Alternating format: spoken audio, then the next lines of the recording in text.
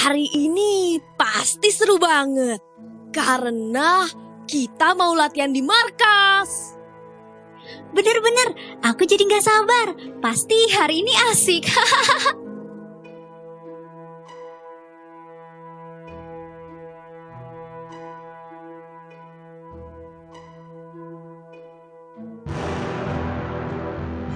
Era Sukma.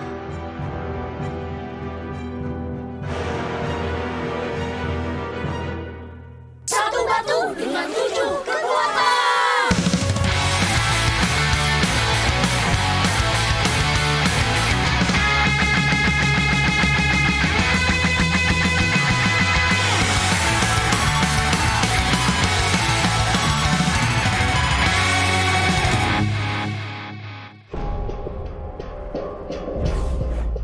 Misi selesai. Aduh, capek banget. Nafasku juga berat. Kenapa ya kalau sedang berolahraga, nafasku jadi berat? Iya nih, sesek banget ya. Napas kalian jadi berat atau terengah-engah karena tubuh kita membutuhkan lebih banyak oksigen jika sedang melakukan aktivitas berlebih. Contohnya ketika kita sedang lari kencang. Memangnya kenapa kita butuh oksigen? Robo, coba bantu jelaskan. Oke, kalau begitu, hari ini kita akan belajar tentang sistem pernapasan. Kalian butuh memahaminya agar bisa menggunakan kekuatan kalian dengan lebih bijak dan lebih baik lagi.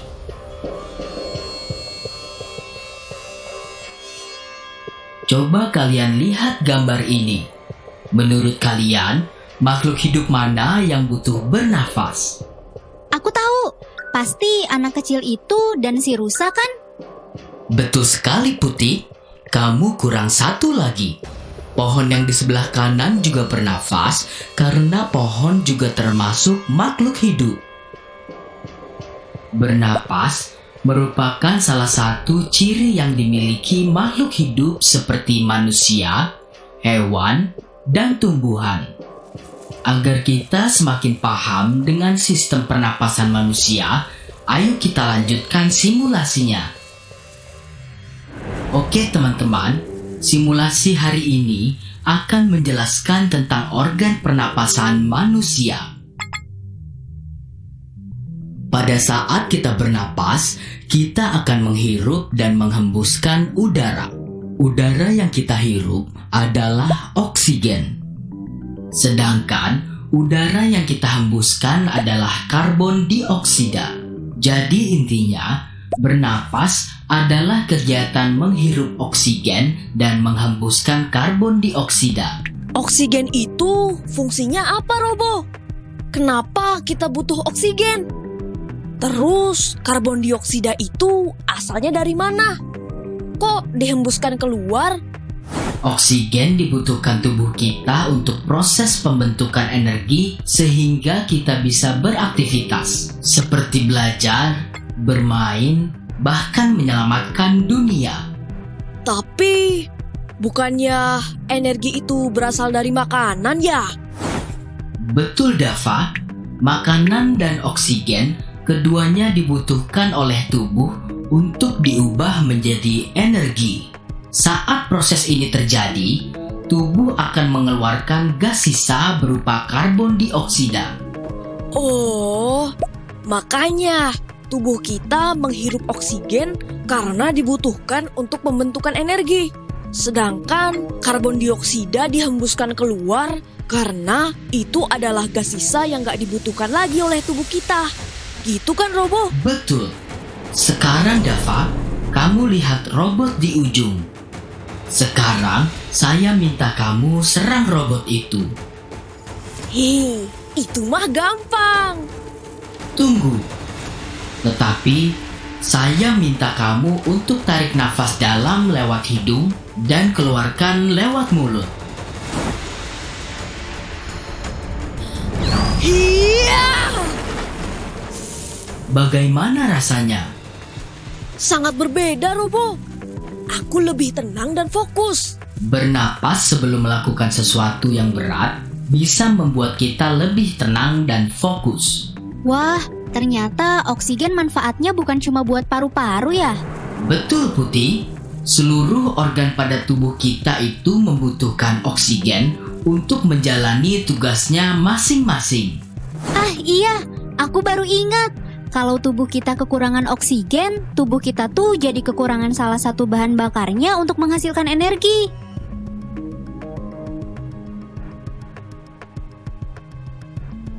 Betul sekali, Putih.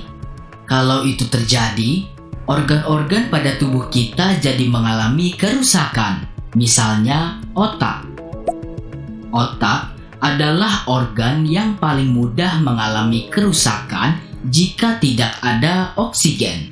Otak manusia hanya bisa bertahan kurang dari 20 menit tanpa oksigen sebelum akhirnya jatuh pingsan, bahkan bisa sampai meninggal. Oh, gitu ya.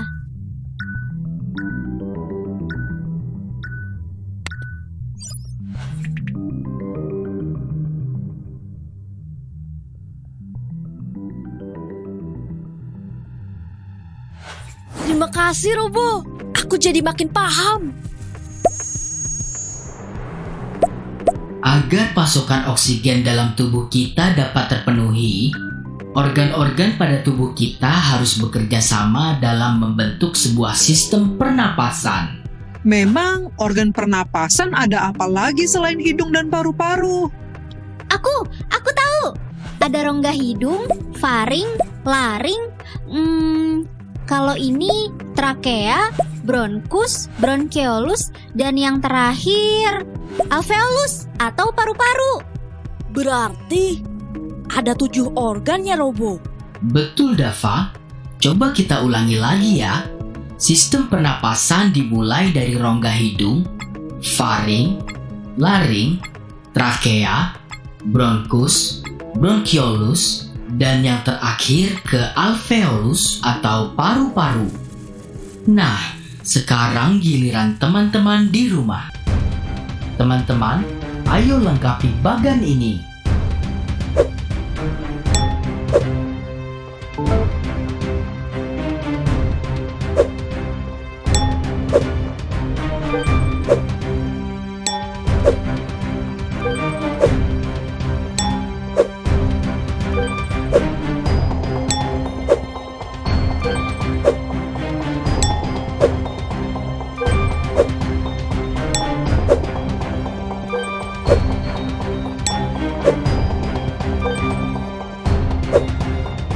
Misi selesai.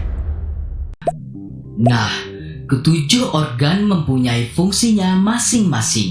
Mereka bekerja sama membentuk sistem pernapasan manusia, dimulai dari hidung. Hidung, selain berfungsi sebagai organ penciuman, juga berfungsi sebagai organ pernapasan. Pertama-tama, udara akan masuk melalui rongga hidung dulu.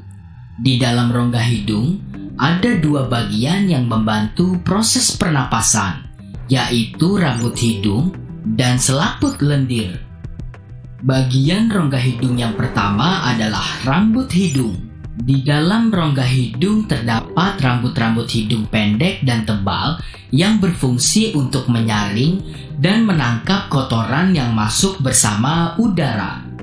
Selain rambut hidung, bagian rongga hidung kedua adalah selaput lendir yang berfungsi untuk menyamakan suhu udara yang kita hirup agar sama dengan suhu tubuh kita. Nah, karena suhu tubuh kita selalu hangat, maka selaput lendir akan membantu untuk mengatur suhu udara yang masuk ke tubuh yang tadinya dingin menjadi sama, yaitu menjadi lebih hangat. Aku tahu. Jadi maksudnya meskipun di luar suhunya dingin, udara yang masuk ke tubuh kita suhunya akan tetap sama ya, Robo? Suhunya jadi hangat. Ya, betul sekali.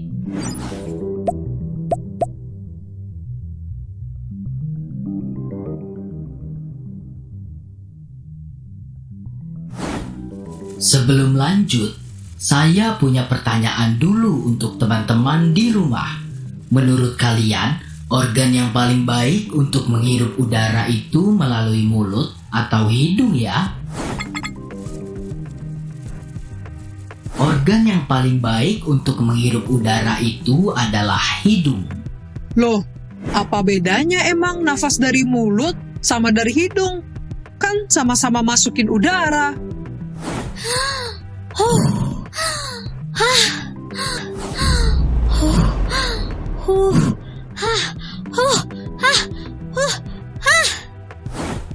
Oh, iya, aku sekarang ngerti kenapa nafas lewat hidung lebih baik. Heh, enak aja. Aku udah sikat gigi ya. Bukan karena bau mulut ya Bona, seperti yang sudah dijelaskan sebelumnya. Bernapas melalui hidung itu lebih baik karena mempunyai rambut-rambut pendek dan tebal yang berfungsi untuk menyaring kotoran yang masuk bersamaan dengan udara yang kita hirup. Sedangkan jika bernapas melalui mulut, tidak ada bulu-bulu yang menyaringnya. Jadi, kalau lewat hidung, semua kotorannya sudah ditangkap dan jadi bersih ya, Robo? Tidak, Dava. Terkadang masih ada kotoran yang lolos dari hidung. Tapi tenang, masih ada satu lagi proses penyaringan udara di tubuh kita. Oh, masih ada ya? Ya udah, lanjutkan Robo. Aku jadi penasaran. Habis dari hidung, kemana lagi? Setelah melewati rongga hidung, selanjutnya udara akan masuk ke tenggorokan atau faring. Faring adalah persimpangan antara saluran pernapasan atau tenggorokan dan saluran pencernaan atau kerongkongan. Tenggorokan sama kerongkongan, cara bedainnya gimana ya?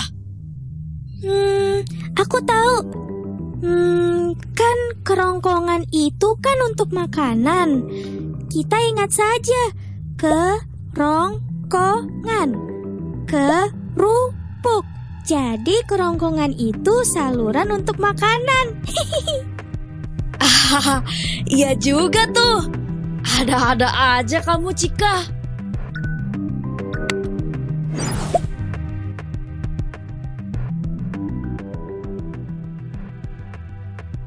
Setelah udara melewati faring, jalur selanjutnya adalah pangkal tenggorokan atau laring yang tersusun atas tulang rawan dan berfungsi untuk menyalurkan udara menuju paru-paru. Bentar. Tadi kan habis dari hidung ada faring. Terus, apa lagi? Habis hidung itu faring, terus masuk ke laring. Namanya mirip-mirip ya. Kalau aku ngafalinnya biasanya hi-fa-la. Hidung, faring, laring. Jangan sampai tertukar ya. Pada laring, ada dua bagian yang membantu sistem pernapasan, yaitu katup epiglotis dan pita suara. Kita bahas yang pertama dulu ya. Katup epiglotis. Epiglotis. Betul, Cika. Putih, apakah kamu bisa menarik napas sambil menelan ludah? Bisa lah, kan nafas pakai hidung. Kalau menelan kan pakai mulut. Mana? Coba, aku mau lihat.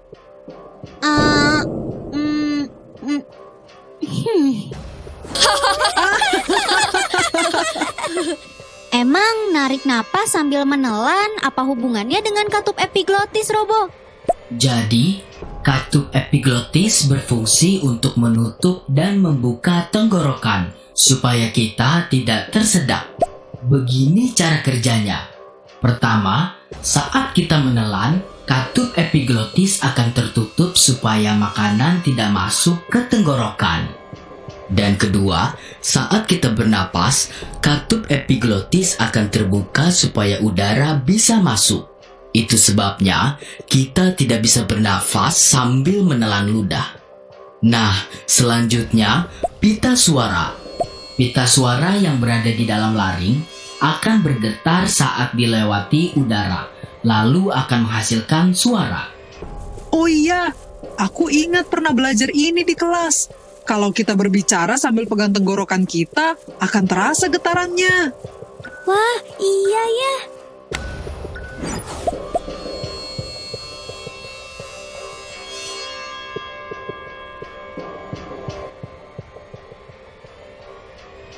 Oke, jadi tadi ada hidung, faring, laring, terus kemana lagi Robo?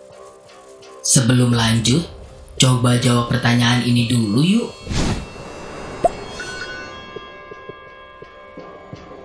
Jawabannya adalah A ya, laring. Ingat, jangan tertukar antara laring dengan faring, meski namanya hampir mirip. Laring, faring, namanya mirip-mirip ya. Biar gampang, faring itu persimpangan antara kerongkongan sama tenggorokan. Laring itu yang ada pita suaranya. Aku tahu, laring kan ada pita suaranya. Ngingatnya kayak lagu gitu ya. La la la la la. Yes, aku makin paham. Nah, udara akan masuk ke trakea. Trakea menjadi jalan penghubung bagi udara dari leher ke bagian dada kita. Trakea disebut juga dengan batang tenggorokan. Bentuknya seperti pipa dan tersusun dari cincin tulang rawan. Fungsi utamanya sebagai jalur masuk dan keluarnya udara dari paru-paru. Oke, kita lanjut ya. Saya akan ubah lagi ruangan ini.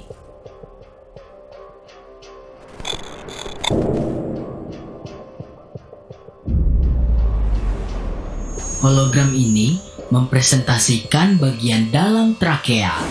Pada trakea, terdapat rambut-rambut halus yang disebut silia yang akan bergerak dan mendorong keluar debu dan bakteri yang masuk dan masih lolos dari saringan udara yang ada pada hidung. Wah, jadi ternyata udara yang kita hirup nggak cuma disaring oleh bulu hidung aja ya, tetapi juga disaring lagi oleh silia yang ada di dalam trakea. Betul, agar udara yang masuk ke paru-paru kita makin bersih dari kotoran-kotoran yang lolos dari hidung.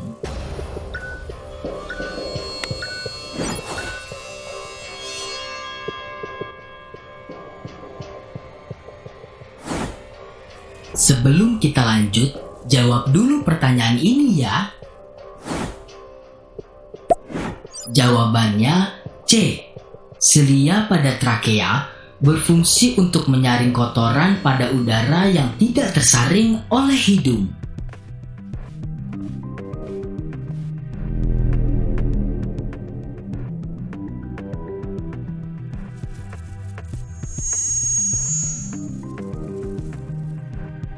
Setelah udara disaring ulang oleh silia di dalam trakea, selanjutnya udara akan menuju bronkus.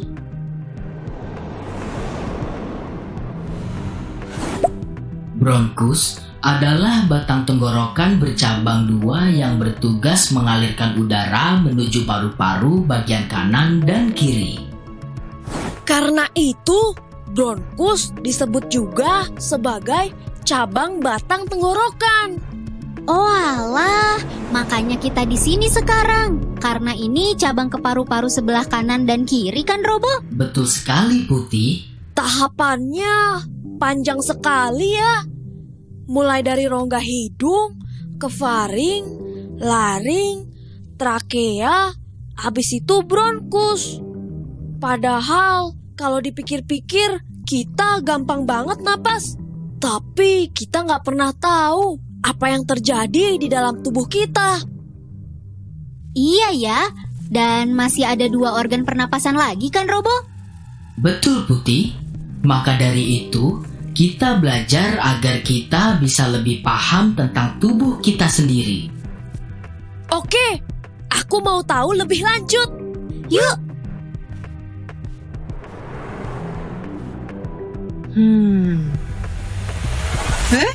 Pada kemana nih, teman-teman? Halo?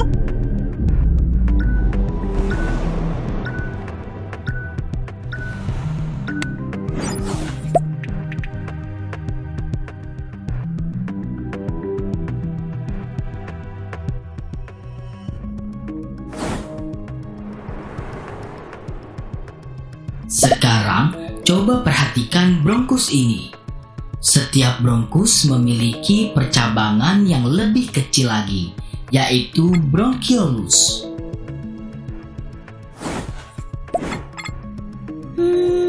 Berarti bronkiolus ini cabang-cabang kecilnya bronkus ya? Berarti ada di kedua paru-paru dong. Betul, Cika. Bronkiolus ini merupakan saluran udara terkecil yang memiliki cabang yang sangat banyak. Bronkiolus berfungsi sebagai penyalur udara dari bronkus ke paru-paru.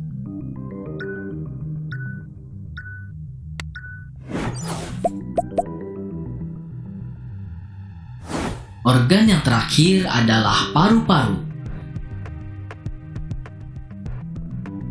Nah, bagian terpenting pada paru-paru yang berperan pada pernapasan bernama alveolus.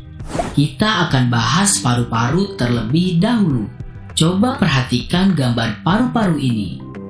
Walaupun terlihat serupa, paru-paru kanan dan kiri itu tidak sama.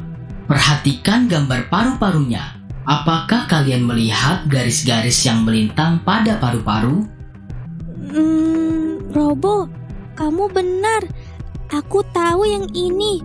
Paru-paru kiri ada 2 belahan, sementara paru-paru kanan ada 3 belahan. Kalau nggak salah, nama belahannya itu lobus kan? Jadi paru-paru kiri memiliki 2 lobus, sementara paru-paru kanan memiliki 3 lobus. Betul nggak, Robo? Betul, Cika. Selain memiliki jumlah lobus yang berbeda, ada lagi perbedaan lainnya.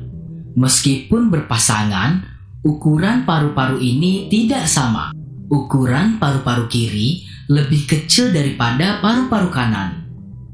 Kenapa begitu, Robo? Ukuran paru-paru kiri lebih kecil karena berbagi tempat dengan jantung, agar keduanya muat di dalam rongga dada. Nah, seperti yang sudah saya jelaskan, bagian yang berperan dalam pernapasan di dalam paru-paru adalah alveolus.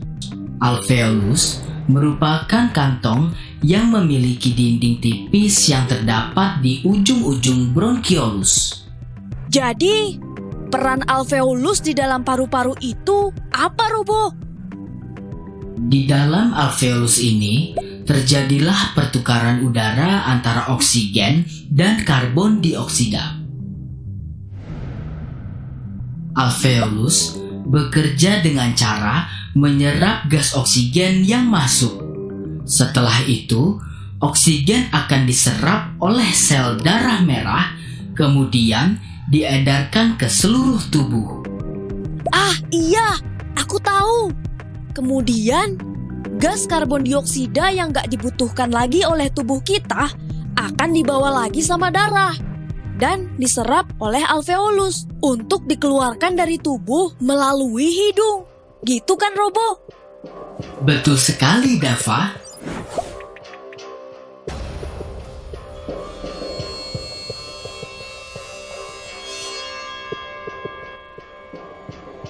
Robo, mungkin kita perlu kuis nih, biar kita bisa lebih paham. Kalian yang di rumah, tolong bantu kami ya. Baiklah, coba lihat pertanyaan ini.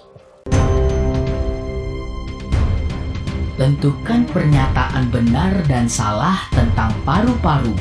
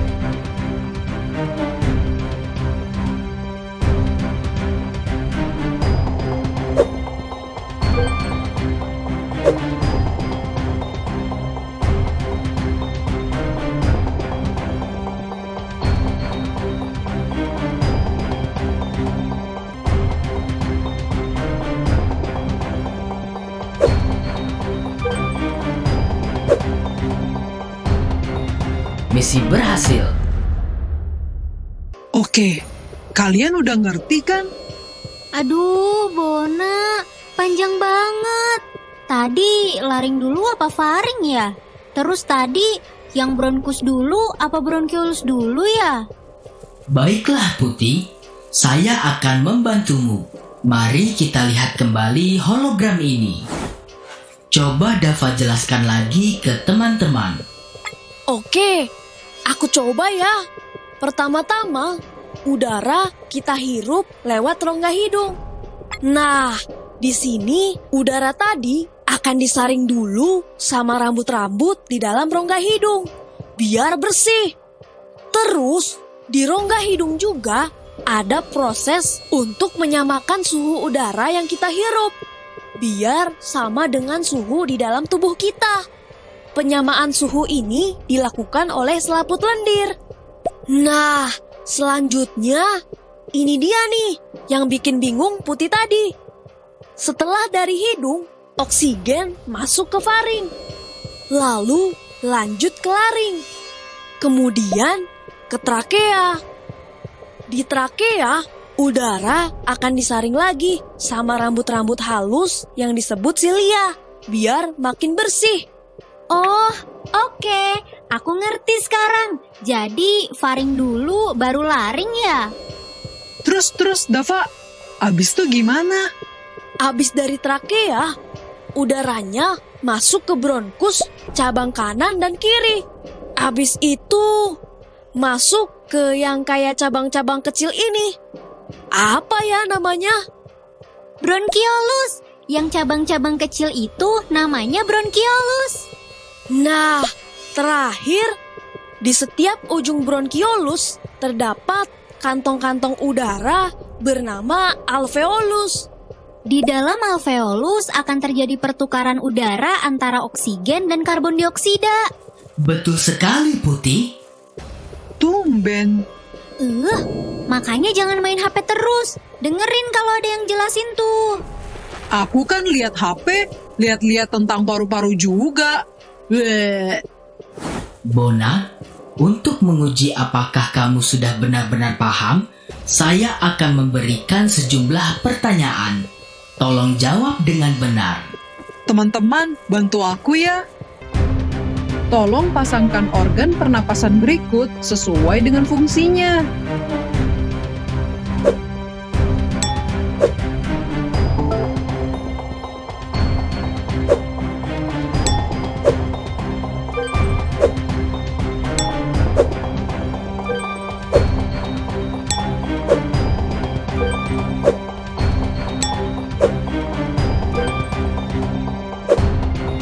Misi selesai. Robo, berarti saat kita bernapas ada dua proses ya, pas udaranya masuk dan keluar.